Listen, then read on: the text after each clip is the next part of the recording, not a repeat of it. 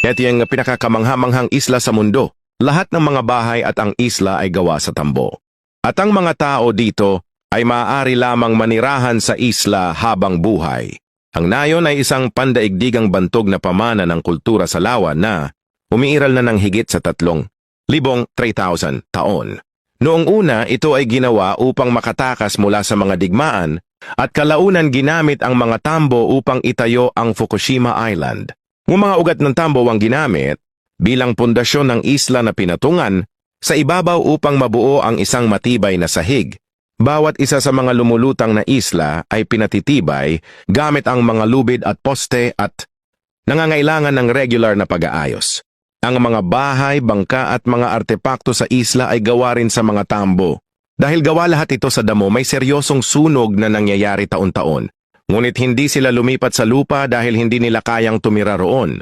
Karaniwan, sila ay nabubuhay sa pamamagitan ng simpleng pangingisda at ang kita mula sa mga turista. Hilahin ang lever at isang malaking bato na may timbang na higit sa 70 libra ay itinutulak pataas. Lumilipad ito ng halos 300 talampakan bago mabagsak, nang tuwid sa isang kahoy na harang. Ito ang nakapipinsalang lakas ng isang sinaunang trebuchet. Kung nagliliyab man ng mga bola ng apoy o nagtatapon ng mga bato, noon ito ang pinakamabisang sandata sa pag-atake sa mga kuta.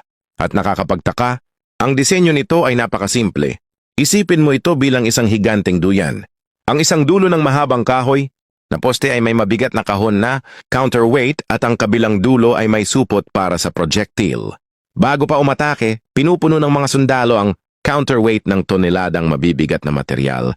Mas mabigat ang kahon, mas malayo ang lilipad ng bato kapag pinakawalan. Kapag nailagay na ang bigat, natural na tumaas ang poste, ngunit para maibalik ito sa pwesto, kailangang hilahin pababa ang poste. Ilang lalaki ang papasok sa isang higanteng gulong at patuloy itong iikot. Habang umiikot, iniingay nito ang lubid na nakakabit sa poste at hinihila pabalik ang napakalaking braso. Saka ikinakabit ang locking pin para panatilihin itong nakalock. Maingat na inilalagay ang bato sa loob ng supot. Sa isang hilas ng lubid na naglalabas, babagsak ang pin, babagsak ang counterweight, at aalo ng poste ng mabilis, hihilahin ang supot ng mataas sa tamang sandali. Magbubukas ang supot at ipapadala ang bato sa isang perpektong arko diretso sa target na may nakamamatay, nakatumpakan. Paano kung sabihin ko sa yung may isang isla sa Indonesia na Tagalog ang kanilang salita? Nako, believe it or not, straight Tagalog sila magsalita. Kanina. Pero, ha? Anong oras? Alas 10? Alas 10 ng umaga? Oo. Nakawagayway pa nga ang ating bandila sa kanilang isla. Teka, ba't ganyan? Anong nangyari? Mga Pilipino ba ito o Indonesians? Tara, alamin natin. Meet Miangas Island, isang isla sa Indonesia na hindi mo akalain na halos Pinas vibes na ang kultura. Located ito sa hilagang kanluran ng Sulawesi. Pero ang catch, mga 198 kilometers lang ang layo nito mula sa Davao City. Kaya naman kahit sakop ito ng bansang Indonesia, Tagalog pa rin ang ginagamit ng mga tao dito. Close talaga ang mga residente ng Sulawesi sa kulturang Pinoy. Pero saan at paano nga ba nagsimula itong unexpected connection nila sa atin? Let's find out.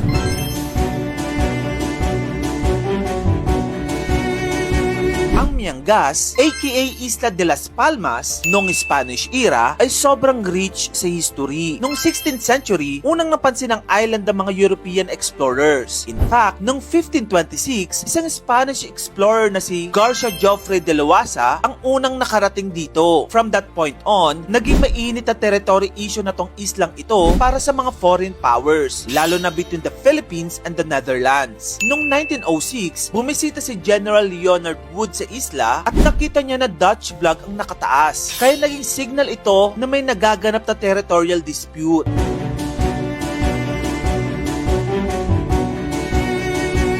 Ito na ang drama. Noong 1898 sa Treaty of Paris, naisama ang Miangas bilang southern boundary ng Pilipinas, which made things super confusing pagdating sa ownership. Then, noong 1928, nagkaroon ng arbitration ruling at officially naging part ng Netherlands ang Miangas. Pero teka, di pa tapos ang story. Fast forward to 2014, may formal agreement ang bansang Indonesia at Pilipinas na nag-confirm na Indonesian territory nga ang Miangas Island. Pero kahit na ganon, ang puso ng mga residente presidente, feeling nila ay rooted pa rin sila sa bansang Pilipinas. May mga umaasa pa rin na baka isang araw, maging parte na ang Miangas as Philippine Island. At kung napapatanong ka kung paano nga ba talaga nila na-adapt ang wika ng Tagalog, well, ito ay dahil sa malalim at mahaba nilang century-long connections sa kanilang Filipino heritage.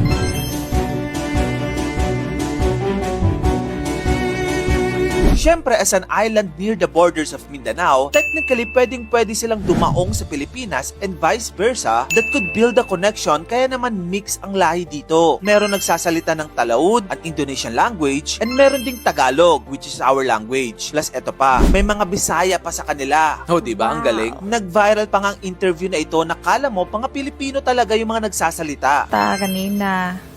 Pero, ha? Anong oras? Alas 10? Alas 10 ng umaga? Oo. Ba't hindi ako pinawag? Sumama ako. Kuha tayo ng lupa.